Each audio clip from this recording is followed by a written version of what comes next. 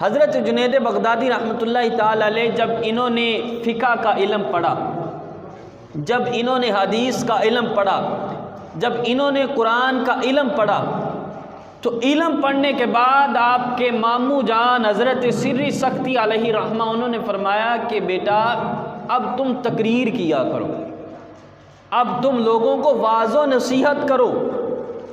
آپ نے کہنا عرض کرنی ماموں جان ابھی میں خود اس قابل نہیں ہوں، میں کیسے لوگوں کو تقریر کروں۔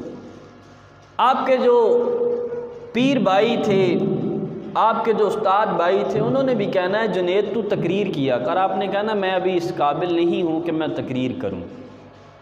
ایک دن ایسا ہوا کہ رات کے وقت آپ سوئے، قسمت جاگ اٹھی، بغداد کی گلیاں پر رونق ہو گئیں، بغداد کی گلیاں جگمگا اٹھیں۔ وہ گھر جہاں حضرت جنید بغدادی آرام فرما رہے تھے وہ گھر جگمگا اٹھا کہ خواب میں حضور نبی رحمت شفیع امت صلی اللہ علیہ وسلم تشریف لے آئے۔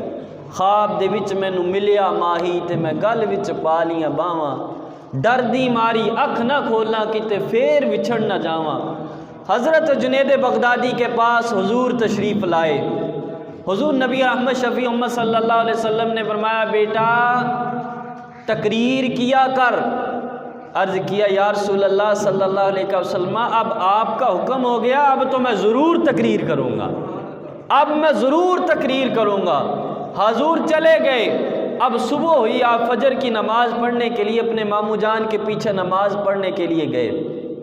اب قریب تیسری صف میں بیٹھے تھے، لیکن اندر ایک چور آ گیا، کہا کہ مجھے تو حضور کا دیدار ہوا ہے، میرے پیر صاحب ہیں، انہوں نے کبھی نہیں بتایا کہ مجھے بھی حضور کا دیدار ہوا ہے۔ تیسری صف میں بیٹھے تھے، نماز فجر پڑھی، سلام پھیرا۔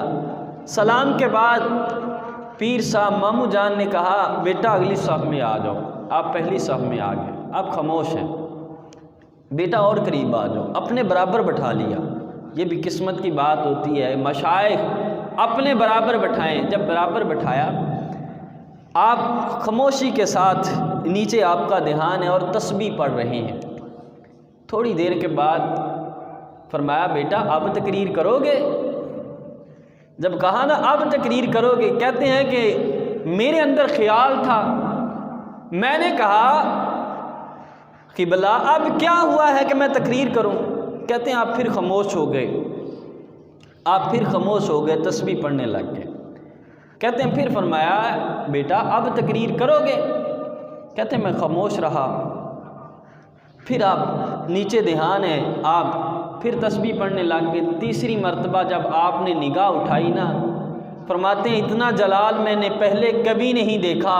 آپ نے فرمایا اے بیٹا جنید، رات مجھے سویا اور مجھے خواب میں اللہ کریم کا دیدار ہوا، اور اللہ کریم نے فرمایا اے میرے برگزیدہ بندے کوئی مجھ سے حاجت ہے؟ تو میں نے اللہ کی بارگاہ میں عرض کیا یا رب العالمین اگر تیرے محبوب کا بغداد سے گزر ہو تو میرے بیٹے جنید کو یہ کہہ دیں کہ بیٹا جنید تقریر کیا کر۔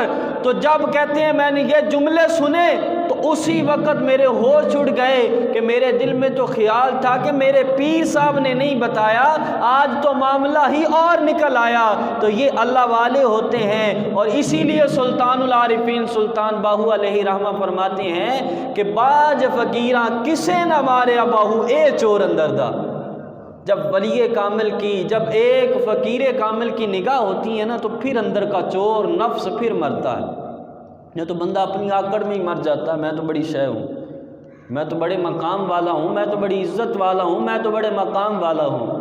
فرماتے ہیں اب مجھ میں طاقت نہیں تھی کہ میں اپنے پیر صاحب سے نگاہیں ملاؤں، میں تو کہہ رہا تھا کہ پیر صاحب نے تو کبھی بتایا ہی نہیں ہے مجھے دیدار ہوا یا نہیں، لیکن پیر صاحب نے کہتے ہیں مجھے پتہ چل گیا اگر مجھے دیدار نصیب ہوا ہے تو میرے کمال کی وجہ سے نہیں بلکہ میرے پیر کی دعا کی وجہ سے ہوا ہے، میرے پیر نے جو اللہ سے مانگا تھا اس وجہ سے مجھ پر یہ کرم ہوا ہے۔